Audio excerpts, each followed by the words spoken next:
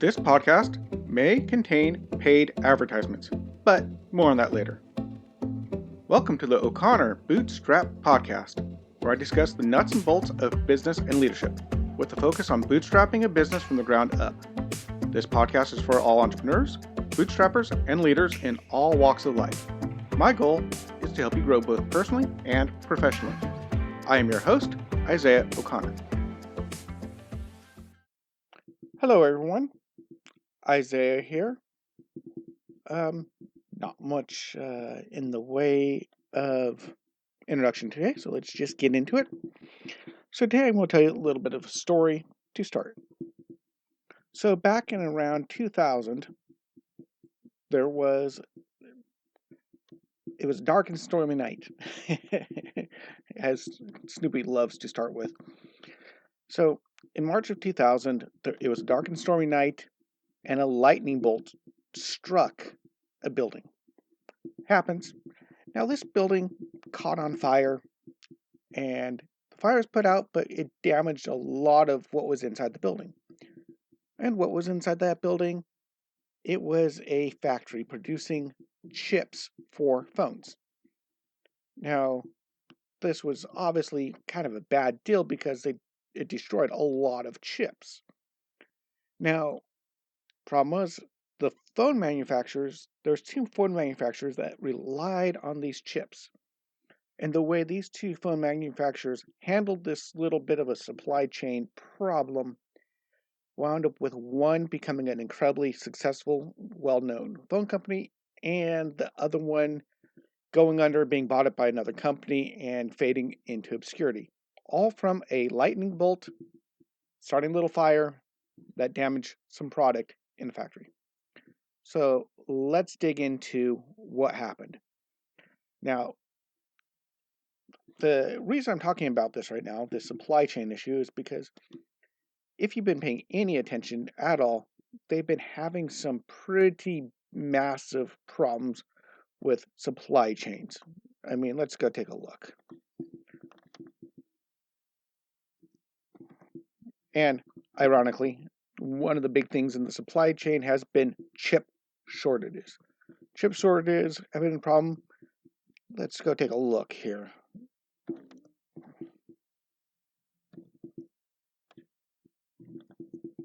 Let's come over here for my audio viewers. We're going to jump over and take a quick look at a search here. Take a look. Okay. Here we go. Supply chain problems 2021. And there's article after article after article after article about these massive supply chain issues. The pandemic messed it up. There's so many ships sitting on the target, on the sitting outside of ports, not unloading the cargo. It's a huge mess. I honestly don't understand all the reason for the supply chain issues. There's been worker shortages. There's been problems with COVID. I mean, it's been a mess. It's been a real mess. Now, over here, a little subscription I get called Morning Brew.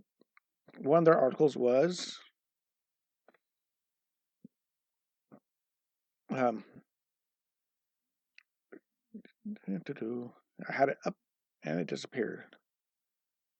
Where'd it go?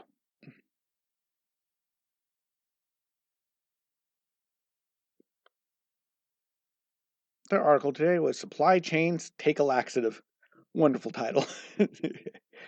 But in this article, they're saying that it's, if you look, the article reads, sorry for the headline, but it's honestly the best way to describe what's happening right now, which is that slowly but surely the supply chain bottlenecks that have plagued the global economy for over a year appear to be easing, or at least have been circumvented.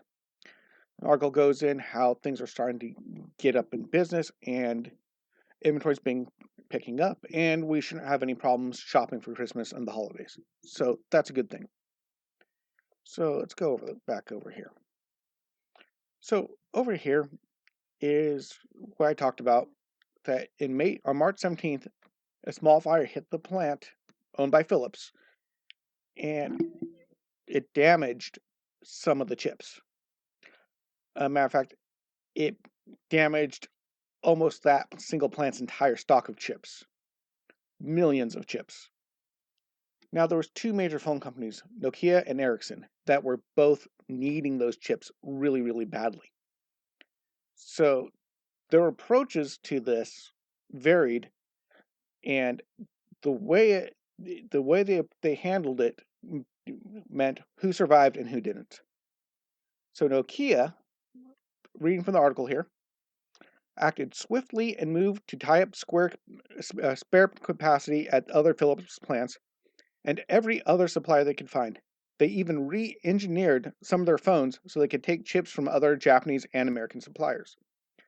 Ericsson, meanwhile, had accepted early assurances that the fire was unlikely to cause a big problem and settled down to wait it out. When they realized their mistake, it was too late. Since Ericsson, a few years earlier, had decided to buy key components from a single source to simplify its supply chain, Ericsson now had to face the bitter realization that it had no other source of supply. Nokia had already taken it all. Single sourcing may have its benefits, but it has its cost. And I'll talk about that a little bit. Ericsson lost many months of production and hence many sales in a booming market that could now be dominated by Nokia. Bummer. Eventually, Ericsson merged with Sony in order to survive, and eventually it too had to switch back to Nokia. So that's just a highlight. And it goes into details on this article, which is at husdal.com. And it's an article about what happened. You can look that up on Google. So, what's so important about supply chain? Well, let me go here. I'm going to show. This is a pretty obvious example of if you have one source of supplier. Now, the supply chain is actually not just about supply chain. It's actually part of Porter's 5 competitive forces, which is another subject that I've talked about before in the actual audio podcast, which I will go into on a later date. I actually did, by the way, that's one thing I forgot to mention. I am going to continue with the required secondary powers a little bit later, but the supply chain is a big deal right now, so I'm going to talk about it right now. So if you go over here, now if you can see this, hopefully you can see it. Porter's 5 competitive forces. There's a picture here. And this picture shows these 5 forces: threats to new entrants, threats to substitutes, power suppliers, power buyers, and that contains a competitive rivalry. So when it comes to supply chain, depending on the power you have, if you have a sole supplier, they have more power over you than a person that has multiple suppliers. And then if your buyers have a huge selection of suppliers, they have more power over you than if you're their sole supplier. That's how that works. So let me give you an example. Nokia and Ericsson was a great example. They had a single supplier for chips. Ericsson had a single supplier for chips, and when that supplier had problems, they had problems. Also, while it was easier for the supply chain to sort out with one supplier, problem was that supplier could charge anything they wanted. And Ericsson had no other choice except to say, sure, because they only had one supplier for that product. The supplier had a lot of power over them. Whereas Nokia, they had multiple suppliers. They could shift, they could pivot, they could go other places. So that weakened their supplier.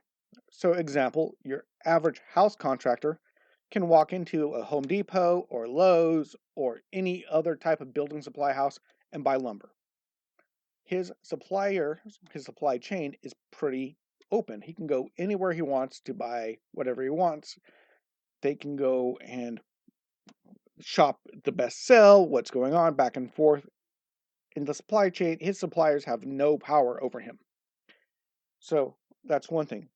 Now, even if you have a lot of power over your supply chain, your buyers might have power too, because that same contractor is now also in the problem of his buyers, his customers, have a lot of contractors to pick from. So they have a lot of power over him.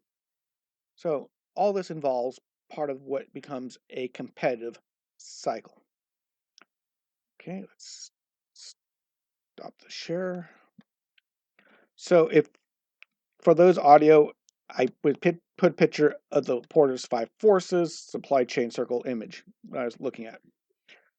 So when it comes to your supply chain, it's good to make sure that you have it set up so that you are not completely reliant on one person. Sure, there's some advantages of streamlining and stuff, but in my opinion, having only one supplier for the most important stuff you need can really hurt you. And this current supply chain crisis has made that painfully clear. I know a lot of people in my industry that only get balloons from one person, one place. I understand why. There is a part of it is if you join this balloon company called Pioneer, if you become a certified balloon artist through this company, part of their agreement is you will primarily feature their balloons in your artwork because they gave you the training, they support you. That's another story altogether. However, they don't say you can't use other people's balloons. You can. And even then, I was finding other suppliers of that balloon, other distributors that I could lean back on in case my primary distributor could not provide balloons for me for a variety of reasons. Matter of fact, for a couple of years in the middle of the summer, everyone here in Norway goes on vacation, and when the balloon distributor went on vacation, it was just him and his wife working the distribution center, so he had no employees at the time. So if he wanted to take a vacation, he'd have to say, hey guys, buy your balloons now. We're going to be closed for the next 2 weeks. And then during 2 weeks, you couldn't buy any balloons. They were gone. So I knew this type of thing would happen, and I knew this guy needed a vacation from time to time. So I set up alternative sources for the same balloons from other locations as a backup plan. And now I've gotten a backup on top of a backup on top of a backup. I have multiple different sources I have for balloons. I can get multiple colors, and this has helped me huge right now. Because funny enough, for some odd reason, white balloons are nearly impossible to get right now. The supply chain issues has caused white balloons, one of the most common balloon colors, to be nearly impossible to get a hold of.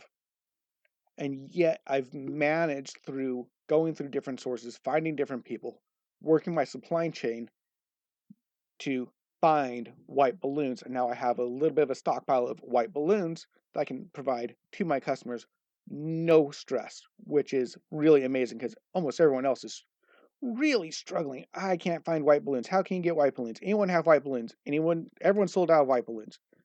I've even gone to a party store and they don't even have white balloons. It's nearly impossible to find white balloons right now. But because I have a diversified supply chain, I managed to reach out to different people and get in the stock I need on balloons are nearly impossible to get a hold of because I spread out.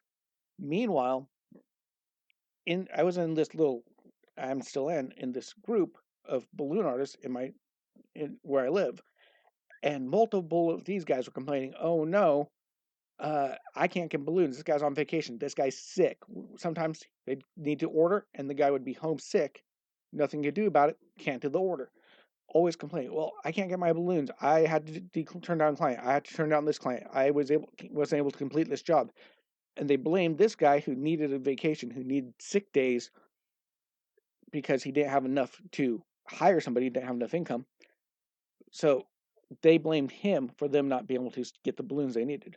Now, granted, I understand that it's frustrating not to be able to get a hold of the supplies you need to make your business work. That's really frustrating. It's really hard, scares you, and it's really hard to deal with customers that way. I understand that completely. But instead of supplying on one person, everything, all your eggs in one basket, as it were, not a good idea to just have one person, one supplier. So you got to spread around because I never had those problems. I always had a backup. Of course, I grew up as a computer guy, as a computer nerd. My initial degree was in computer science, and you always back up everything. If you're a computer guy, you make a backup, and just in case something fails, you make a backup of that backup, and then maybe you make a backup of the backup of the backup, and maybe one more backup just in case. You back up everything. You always back up everything. So with this in mind, I've always gone into it with before I even had a clue about supply chains. Always had a backup plan on top of a backup plan on top of a backup plan. It's, I'm almost like, if you've ever watched the show Leverage, almost like the main guy, Nate, and he had a plan A, plan B, plan C, all the way through to plan Z. He had at least 26 plans because he knew the first few plans wouldn't work, so he had a backup plan, and a backup plan on top of a backup plan on top of backup plan, and Hardison Dyson plan G. If you've seen the show, you'll know what I'm talking about, just an inside joke. Anyway, so what happens to your business if you're sitting there and your ship gets stuck in port and doesn't show up? What do you do? Do you have a backup plan? Do you have an alternative plan? Can you pivot and try to sell your customers something else? One of the things I've been doing is they've been wanting helium balloons. I haven't had helium because I haven't had money to buy it. Not supply chain, just price issues. I couldn't get balloons in, helium in.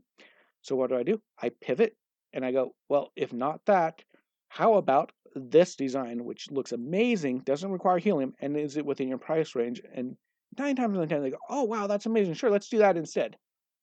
So you can always, even if you run into problems, because some of these problems are long, they're protracted, your backup and your backup and your backup and your backup's backup are all out of the supplies because worldwide pandemic.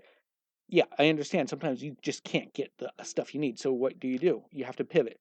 You have to change focus. You have to shift. You have to try to find a different solution for your customer as best as you can. Sure, some of the things out there are very, very hyper specific, and you absolutely have to have a certain product to make it work. Yeah, I understand that can be difficult. But in general, as a small business owner, always try to come up with a solution to supply chain issues before they become an issue. That way you can cruise through, even through tough times, because you've got a plan and you're prepared for it. So with the current focus on supply chain issues, with things getting messed up, I understand it's hard. This is not a fun time. It's crazy. It's chaotic. Understand. But if you push through, and if you have a plan, and if you make sure that if you're starting up, make sure you have multiple ways to get a hold of what you need to provide your product at the quality you need, then you'll be okay. Like I showed in that article, that that Ericsson versus Nokia prime example. Nokia was able to pivot. They were able to redesign the product to take other chips. They were able to buy up extra chips, other supplies, and they came out on top. And Ericsson just sat there and waited. Okay, bring us our chips when you're ready. And nothing happened, and they ceased to exist because they did not have a backup plan. Anyway, I will talk to you again. See you next week. Bye-bye. If you found value in this content, please leave a comment and give us a 5-star rating on whichever podcast platform you use. We are on Apple Podcasts, Spotify, Google Podcasts, and most other podcast platforms. If you would like to support us, you can check out our sponsor links, or if you would like to directly support the show, you can donate or join our membership program at buymeacoffee.com/bootstrap. Of course, it really helps when you share these podcasts as well. If you would like to interact with me and other bootstrappers and leaders, you can join our O'Connor Bootstrap Podcast Facebook group. You have been listening to the O'Connor Bootstrap Podcast and Atheoz Business Solutions Podcast. For our companion podcast, the Atheoz Business Podcast, hosted by Jason St. Clair, past episodes, and related blogs, check out our website at www.atheoz.com, which is www.atheoz.com, or theoz.com. Until next time, I've been your friendly neighborhood entrepreneur, Isaiah O'Connor.